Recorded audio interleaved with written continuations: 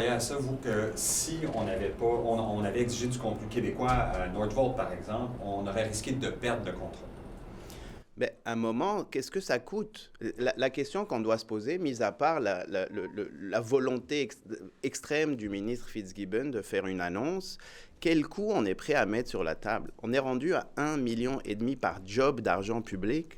Rendu là, c'est quand que ça devient rentable? On est rendu à changer nos normes environnementales pour nous dire qu'elles sont vertes. Est-ce que c'est vraiment la bonne décision? On n'est même pas capable d'avoir des batteries qui vont être au Québec. Fait que, concrètement, là, ce qu'on a sur la table, c'est une compagnie qui vient, à qui on donne des milliards, qui décide de nos normes, qui peut décider d'acheter n'importe quelle composante à l'extérieur du Québec pour faire ces batteries-là et les vendre ailleurs et elle garder tout l'argent. Et je me permets quand même, dans le développement économique de filières comme ça, en général, on prend le plus gros joueur, on le subventionne, et puis on s'attend à ce qu'il y ait toute une chaîne autour de PME, de compagnies qui se créent pour créer de l'économie locale.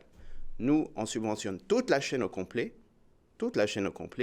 mais en plus, on ne s'assure pas qu'ils vont se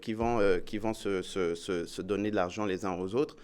On ne comprend pas la vision économique, mis à part un amour des multinationales pour qu'elles viennent ici prendre notre énergie et notre argent.